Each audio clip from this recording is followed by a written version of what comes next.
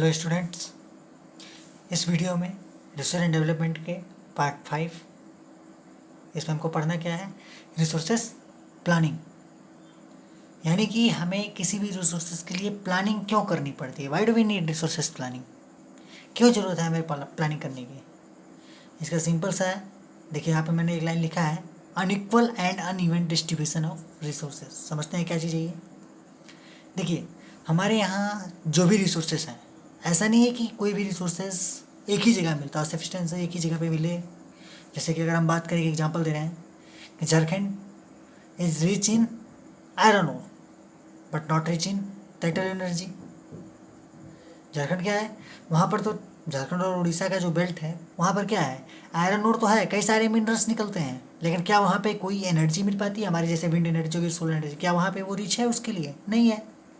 ठीक, तो ये क्या है कि अनइक्वल एंड अनइवन डिस्ट्रीब्यूशन है। रिसोर्सेज जो है उसका क्या है, अनइक्वल एंड अनइवन डिस्ट्रीब्यूशन है। ठीक है, इसलिए हमें क्या करनी चाहिए, प्लानिंग करनी चाहिए। कैसी प्लानिंग?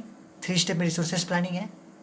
फर्स्ट क्या है हमारा, आइडेंटिफाइंग, यानी कि हमें किसी भी रिसोर्सेज के लिए क्या होता है कि कोई उनको पहले क्या करेंगे, हम आइडेंटिफाई करेंगे कि क्या यहाँ पे रिसोर्सेज है किसी एरिया में, क्या यहाँ पे रिसोर्सेज है।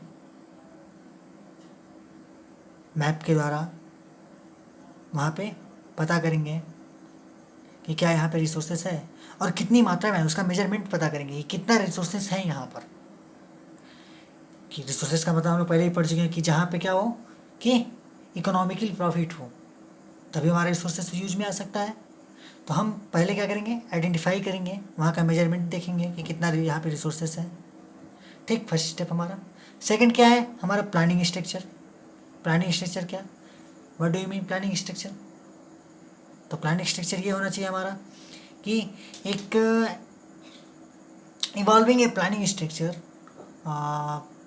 कि हम कैसे जो हमारा रिसोर्सेस आइडेंटिफाई हमने किया उसे हम कैसे एक्सट्रैक्ट करेंगे। ऐसा तो नहीं ना कि देखने के बाद उसे हम छोड़ देंगे, उसे हम क्या करेंगे, एक्सट्रैक्ट भी करेंगे।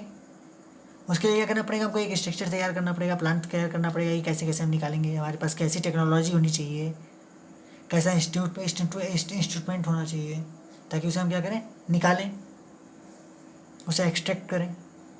थर्ड हमारा क्या है, ओवरऑल डेवलपमेंट। ओवरऑल डेवलपमेंट यानी कि overall development which includes matching the resources development plans with overall national development plans. यानी कि कहने का मतलब है कि हमें जो हमारे रिसोर्सेस है उसे हमें एक प्लान तैयार करना चाहिए कि ये ओवरऑल जो डेवलपमेंट है उसे हम कैसे नेशन के अकॉर्डिंग बांटें, कैसे अलग अलग तरीके में बांटें। तो क्या है, ओवरऑल डेवलपमेंट के तैयार हिसाब से हम तैयार करना चाहिए।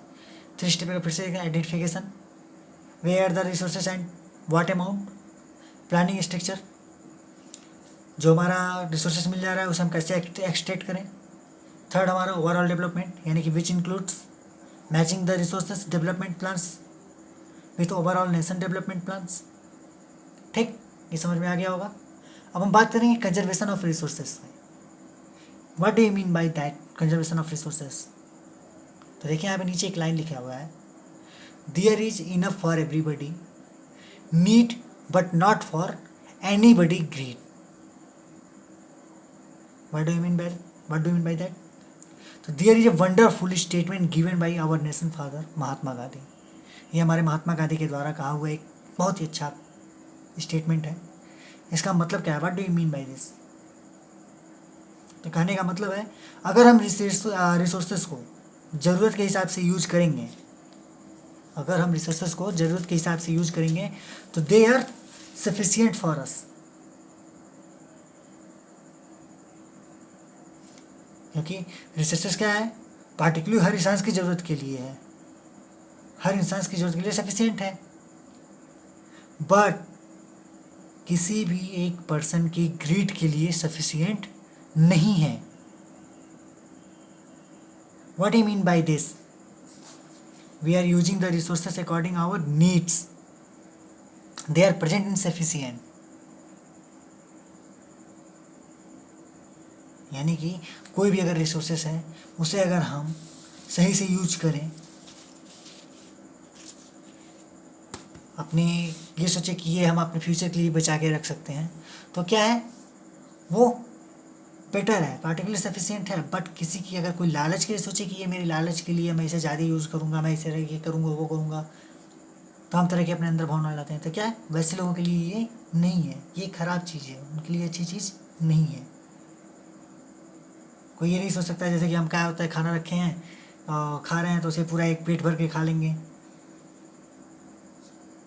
तो पेट भर के आप खा रहे हैं तो बेटर है। ऐसा नहीं कि आप अपने पेट से ज़्यादा खा लें, यानी कि उसी तरह रिसोर्सेज को क्या करें, एक जितना हमें यूज़ करना चाहिए हम उतना ही अपनी जो हमारी जितना हमको काम हो उतना ही यूज करें, बाकी एक्स्ट्रा हम ना यूज करें, ज़्यादा हम ना बर्बाद करें।